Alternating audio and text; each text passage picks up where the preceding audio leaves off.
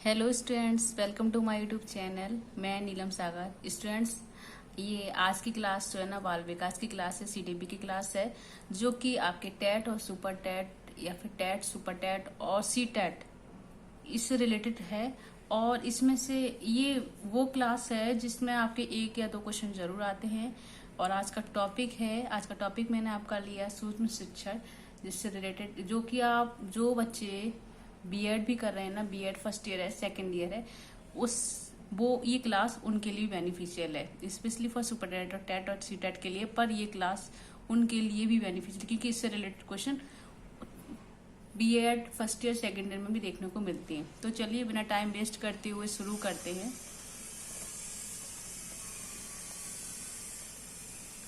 सूक्ष्म शिक्षण। सबसे पहले तो हमें शिक्षण को समझना बहुत जरूरी है कि शिक्षण क्या होता है। तो शिक्षण क्या होता है? शिक्षण किसी भी शिक्षण प्रक्रिया का एक छोटा आकार होता है, जिसका समय 5 से 10 मिनट का होता है, और इसको लघु रूप भी कहते हैं इसको। और डेफिनेशन के अनुसार देख लेते हैं, शिक्षण को सीमित समय एवं आकार में सीखना सूक्ष्म शिक्षण है। क्या है? शिक्षण को सीमित समय एवं आकार में सीखना सूक्ष्म शिक्षण है। अब सूक्ष्म शिक्षण 1963 में यानी कि 1963 में AW एलन ने इसे सूक्ष्म शिक्षण का नाम दिया था। कब दिया था? 1963 में AW एलन ने इसे सूक्ष्म शिक्षण नाम दिया, इसलिए इसे सूक्ष्म शिक्षण माना जाता है। और सूक्ष्म शिक्षण के जन्मदाता कौन है? AW Elon. आपका क्वेश्चन ऐसे आ जाए कि सूक्ष्म शिक्षण के जन्मदाता किसे माना जाता है, तो वो है AW एलन। या फिर क्वेश्चन ऐसे पूछा जा सकता है कि सूक्ष्म 1963 में या 1963 में AW एलन ने किसका जन्म दिया था, किसका मतलब निर्धारण किया था, तो वो कह सकते हैं सूक्ष्म शिक्षण को। आगे है शिक्षण को एक बार फिर से समझ लेते हैं। शिक्षण वह प्रक्रिया है जिससे व्यक्ति के व्यवहार में वांछित परिवर्तन लाया जा सकता है, जिससे एक व्यक्ति समाज के विकास में योगदान दे सके। तो क्या है शिक्षण? शिक्षण वह प्रक्रिया है जिससे व्यक्ति के व्यवहार में वांछित परिवर्तन लाया जा सकता है, जिससे एक व्यक्ति समाज के विकास में योगदान दे सके। आगे है, भारत में सर्वप्रथम 1967 यानी कि 1967 में सेंट्रल पेडागोजिकल इंस्टीट्यूट के प्रोफेसर जो थे डॉक्टर डी तिवारी ने इस विधि का प्रयोग किया था। तो उन्होंने सबसे पहले इसके जन्मदाता डब्ल्यू एलन थे, और इसका प्रयोग किसने किया था? डी एलन ने किया था। कब किया था? 1967 में। कहाँ? सेंट्रल पेडागोजिकल इंस्टीट्यूट के प्रोफेसर ने। ठीक है, नेक्स्ट है, अब एलन की पुस्तक में एलन ने क्या लिखा है अपनी? एलन की पुस्तक माइक्रो टीचिंग में लिखा है कि सूक्ष्म शिक्षण सभी प्रकार की शिक्षण संबंधी क्रियाओं को छोटे छोटे भागों में विभक्त करता है। सूक्ष्म शिक्षण क्या है? सभी प्रकार की शिक्षण संबंधी क्रियाओं को छोटे छोटे भागों में विभक्त करता है।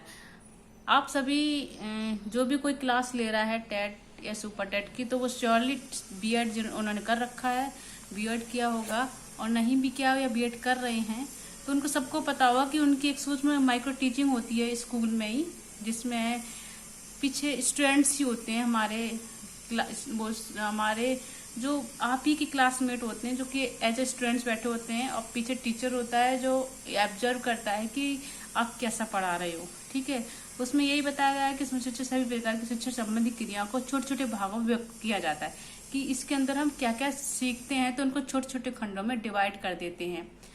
उन आगे देखेंगे, फिर मैं आपको और समझाती हूँ इसको डिटेल में। एलन के अनुसार शिक्षण के कितने 14 कौशल है। एलन ने शिक्षण के कितने कौशल बताए? 14 कौशल। तो ये क्वेश्चन अगर आता है कि एलन के अनुसार शिक्षण कौशल कितने हैं, तो वो है 14 यानी कि 14। अब देखिए आगे देखते हैं कि एनसीईआरटी के अनुसार एलन ने 14 बताए। एनसीईआरटी के अनुसार 13 शिक्षण कौशल है, लेकिन एक अच्छे शिक्षण के लिए मुख्यतः 7 शिक्षण कौशल जरूरी है। 13 बताया है एनसीईआरटी ने, पर उन्होंने मुख्यतः कितने को लिया? 7 शिक्षण कौशल को लिया है इसमें। ये एनसीईआरटी के द्वारा कहा गया है। और सबसे पहले शिक्षण को लागू कहाँ किया गया तो उसके बारे में जान लेते हैं। भारत में बीएड के पाठ्यक्रम में सूक्ष्म शिक्षण 1979 इंदौर में लागू किया गया था। बीएड के पाठ्यक्रम में इसको कब रखा गया? 1979 को इंदौर में लागू किया गया था। अब सूक्ष्म शिक्षण का ये वाला आपका बहुत मोस्ट इम्पोर्टेंट है। इससे रिलेटेड आपका क्वेश्चन टेट, सुपर टेट और आपकी जो भी वो क्लास है बीएड फर्स्ट से सेकेंड उसमें जरूर आता है। स्पेशली सुपर टेट में जरूर आता है। पिछली बार आपके 2019 में इससे रिलेटेड क्वेश्चन आया था। सूक्ष्म शिक्षण के पद से रिलेटेड क्वेश्चन आया था। वो था कि पूछते हैं कि सूक्ष्म शिक्षण के कितने पद हैं, तो वो होते हैं सूक्ष्म शिक्षण के चक्र या पद वो होते 6। ठीक है ना? कैसे? यहाँ पहले आप देख लीजिए। सबसे पहले हम योजना बनाते हैं। ये आप इसको डायग्राम देख लीजिए पहले आप। उससे पहले मैं आपको छोटी सी चीज बता दूं इधर कि सबसे पहले हम किसी चीज को पढ़ाने के लिए उसको योजना बनाते हैं ना अपना, मतलब हमें पढ़ाना क्या है, हम बच्चे को पढ़ाना क्या, उस टॉपिक को तैयार करते हैं। ठीक है ना? वो टॉपिक तैयार हो जाने के बाद उसके बाद हम क्लास में एंट्री करते हैं, या जहाँ भी हमें पढ़ाना है वहाँ उसमें एंट्री करते हैं। फिर शुरुआत यहाँ से होती है कि शिक्षण पढ़ाया हमने। ठीक है? अब देखिए इधर देख लीजिए, शिक्षण करा यानी कि पढ़ाया, वो कितने मिनट का होता है? 6 मिनट का। उसके बाद फीडबैक, हमने पढ़ाया, हमें फीडबैक मिला कि हम कैसा पढ़ा रहे हैं, अच्छा पढ़ा रहे हैं या नहीं पढ़ा रहे हैं, या किस तरह का फीडबैक आपको मिला। पॉजिटिव भी मिलता है वैसे तो, ज़्यादातर पॉजिटिव नेगेटिव दोनों ही हो सकता है। शाब्दिक अशाब्दिक जिसे कहते हैं। इसमें शाब्दिक अशाब्दिक में क्या होता है कि आप सबने मुस्कुरा के बोल दिया या फिर मतलब हैंड मूवमेंट्स करके बोल दिया। ठीक है ना? तो ये फीडबैक मिल गया। उसके बाद अगर आपके शिक्षण में, आपके पढ़ाने में किसी भी तरह की प्रॉब्लम है, स्टूडेंट्स को कुछ ऐसा लगा कि नहीं आप उन्हें सेटिस्फाइड कर पाए हो, तो आप पुनः योजना बनाएंगे। वो कितने मिनट की होती है? 12 मिनट की होती है। फिर पुनः आप शिक्षण करेंगे, फिर 6 मिनट की होती है। उसके बाद आप फिर पुनः आपका फीडबैक मिलेगा, तो वो 6 मिनट का होता है। ठीक है ना? तो इस तरीके से कितने हो गए, इसको मल्टीप्लाई करिए, इसको टोटल आपके 36 मिनट्स हो जाएंगे। तो सबसे पहले योजना बनाते हैं। योजना बनाने के बाद हम पढ़ाते हैं बच्चों को। उसका कोई योजना का कोई टाइम नहीं होता, क्योंकि शिक्षण में क्लास में हमारी एंट्री नहीं हुई है। पहले हम उसकी योजना बनाएंगे ना, फिर पढ़ाना है। पढ़ाने जैसी क्लास में पढ़ाते हैं हम, जो भी हम पढ़ा रहे हैं अच्छा पढ़ा रहे हैं, ऐसा पढ़ा रहे हैं, बच्चों की तरफ से फीडबैक मिला। फीडबैक मिलने के बाद जो भी उसमें कमियां हैं इनको पूरा करने के लिए उसमें हमने पुनः योजना बनाया। पुनः योजना के बाद फिर पुनः हमने शिक्षण किया, और पुनः शिक्षण करने के बाद पुनः उसमें फीडबैक फील मिला। ये प्रक्रिया चलती रहती है सूक्ष्म शिक्षण के द्वारा। और ये लघु रूप होता है अपनी बड़ी शिक्षण क्लास को इम्प्रूवमेंट करने के लिए। ठीक है ना? आपको आई होप ये समझ में आ गया होगा। इससे क्वेश्चन जरूर आता है, इसको अच्छे से समझ लीजिए आप। क्या है? शिक्षण प्रक्रिया के कितने पद होते हैं? तो 6 पद होते हैं। कितने मिनट्स का होता है? टोटल 36 मिनट का और 36 मिनट्स का होता है। पहले शिक्षण, फिर फीडबैक, फिर पुनः योजना, फिर पुनः शिक्षण और फिर पुनः फीडबैक। और एक चीज और यहाँ समझ लेते हैं कि एनसीईआरटी के द्वारा ये जो डायग्राम दिया गया है ना, वो एनसीईआरटी के थ्रू इन्होंने टाइम सेट किया है। कि एनसीईआरटी ने कैसा टाइम माना है कि शिक्षण में सबसे पहले 6 मिनट का शिक्षण है, फिर फीडबैक 6 मिनट, उसके बाद पुनः योजना 12 मिनट, उसके बाद पुनः शिक्षण 6 मिनट, उसके बाद फिर पुनः फीडबैक 6 मिनट। इस तरीके से एलन ने अपना टाइम कैसे मेंशन करा है, एलन ने क्या बताया इसका देख लेते हैं आप। पढ़ाना, शिक्षण में उन्होंने 5 मिनट माना, जबकि एनसीईआरटी के थ्रू कितना माना गया था? एनसीईआरटी के थ्रू यहाँ पे 6 मिनट्स था। उसके बाद फीडबैक मिला उन्हें, फिर फीडबैक में यहाँ कितना माना गया एलन के थ्रू? 10 मिनट का, जबकि एनसीईआरटी में 6 मिनट का था। और पुनः योजना में एनसीईआरटी ने 12 मिनट माना था और इन्होंने 15 मिनट लिया है। उसके बाद पुनः शिक्षण, एनसीईआरटी ने 6 मिनट लिया था, इन्होंने 5 मिनट लिया है। और पुनः फीडबैक, एनसीईआरटी ने 6 मिनट लिया था और एलन ने 10 मिनट्स। एलन ने कितना लिया? 10 मिनट्स। तो टोटल इनके कितने हो रहे हैं? 45 मिनट का शिक्षण माना है। इस तरीके से अब दोनों यहाँ एक साथ देख लेते हैं। पढ़ाने के लिए एनसीईआरटी ने कितना लिया? 6 मिनट्स और एलन ने 5 मिनट्स। फीडबैक में 6 मिनट्स, इन्होंने फीडबैक में 10 मिनट्स।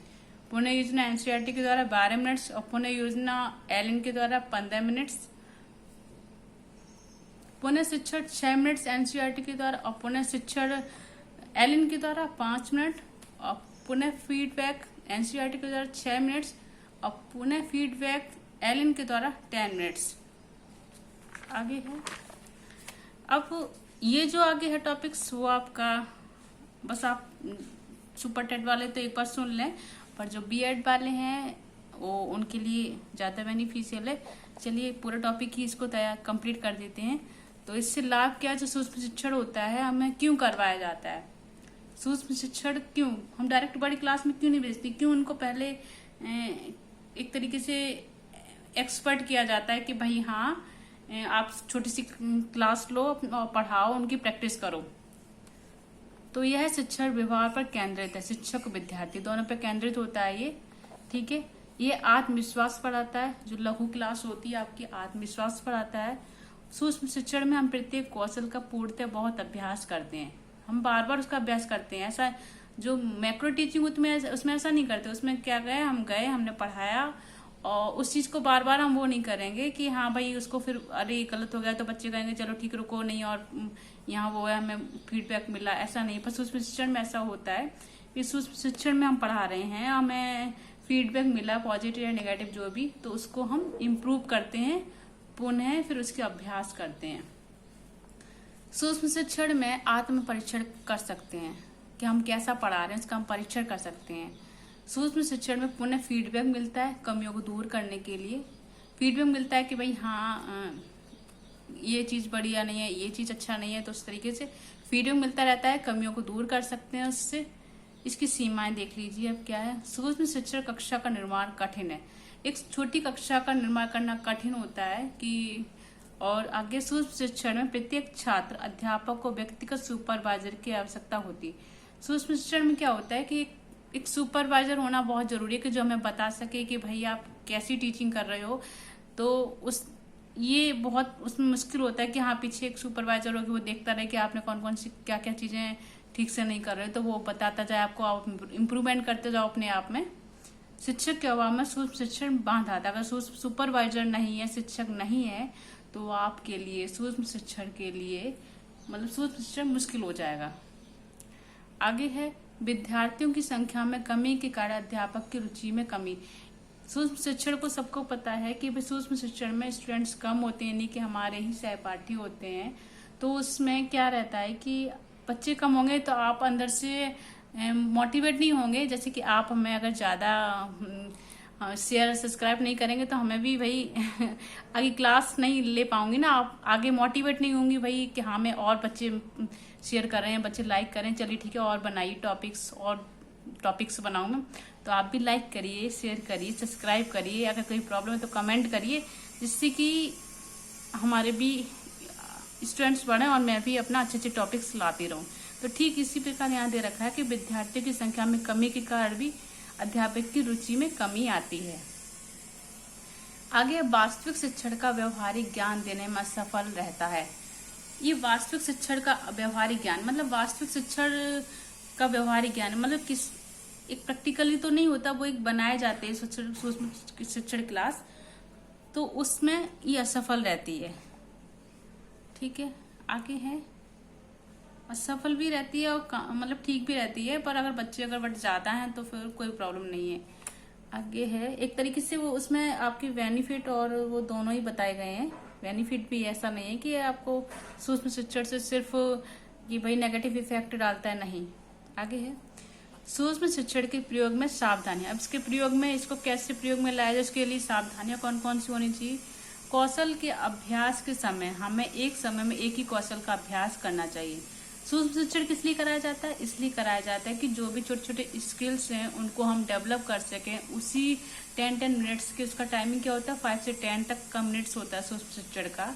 तो सूक्ष्म शिक्षण में माइक्रो टीचिंग में क्या रहता है कि जो भी कौशल हैं वो सारे हमें इम्प्रूवमेंट्स करने होते हैं। तो कौशल के बारे में मैंने आपको बता रखा है एक वीडियो में। कौशल जैसे कि मान लो आपका वेल एक्वर्ड राइटिंग कैसा है, आपका बोलने का तरीका कैसा है, और आप उद्दीपन कौशल जिसे कहते हैं।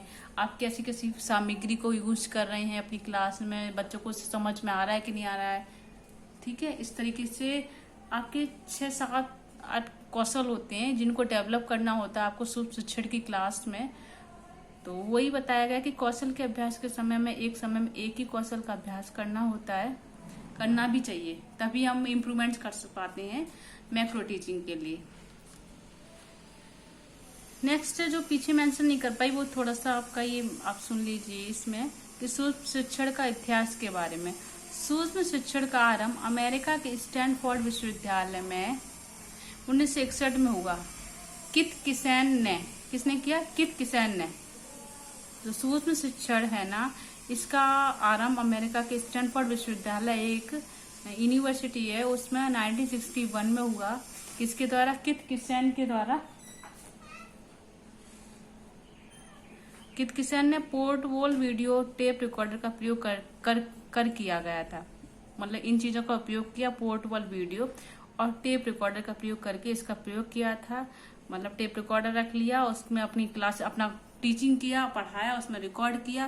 वो एक सूक्ष्म शिक्षण हुई। कब करा गया, कहाँ पे किया गया? अमेरिका के स्टैनफोर्ड विश्वविद्यालय में। कब? 1961 में। किसके द्वारा? कित किसैन के द्वारा। और पोर्टेबल वीडियो टेप रिकॉर्डर ऐसे ये होते हैं जिनको, पोर्टेबल का मतलब होता है आसानी से एक जगह से दूसरी जगह कहीं भी लाया जाया जा सके। अब सूक्ष्म शिक्षण की प्रयोगशाला क्या? प्रयोगशाला के कुछ वो हैं, प्रयोगशाला में क्या क्या होता है। वीडियोकॉन कैमरा होना चाहिए, Videocon camera, video tape recorder, monitor, recording tape, अन्य सामग्री जैसे घड़ी हुआ, श्यामपट्ट हुआ, चौक और डस्टर। तो गाइस ये थी क्लास आपकी सूक्ष्म शिक्षण से रिलेटेड CDP की। तो आई होप गाइस आपको ये अच्छे से समझ में आया होगा। मैंने आपको पूरे अच्छे से समझाने की कोशिश की है कि इससे रिलेटेड अगर कोई भी क्वेश्चन आपका आता है तो आपका छूटे ना, चाहे वो आपकी टेट हुआ, सुपर टेट हुआ या फिर कोई अन्य क्लास हुई। Thank you.